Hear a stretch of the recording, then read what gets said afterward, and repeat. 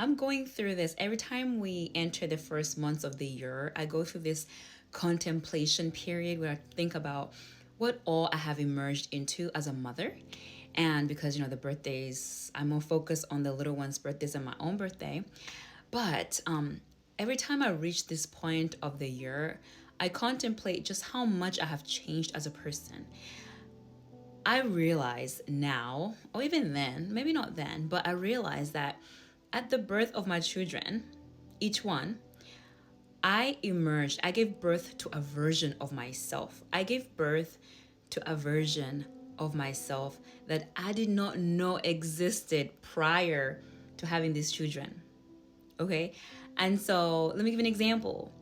When I had our firstborn, after our firstborn, you can see kind of like if you look at my life, you can see all the audacious tasks I did, the adventures I took upon myself, the things I did that I could not dare to do prior to giving birth to him. It's like I became more bold. I became more, this is life. Let me live life. But that came after giving birth to him.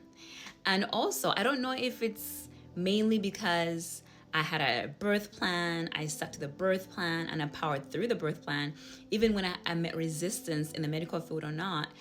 I know that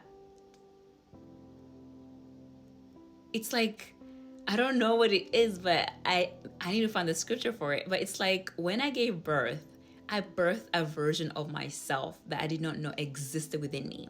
So this is my thought process at this point. At each phase of our lives, we are birthing a version of ourselves that we may never have met before, or that our spouse has never met before, or even our children, right?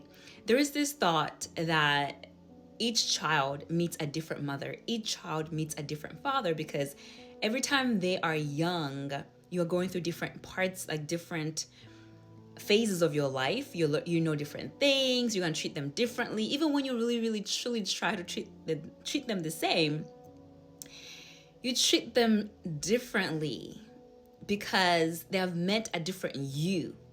And so I just want to share that. I just want to share the fact that as a mother, when you give birth to a child, you also birth yourself. You birth a version of yourself. When you leave that room, that hospital room, you are literally going out different.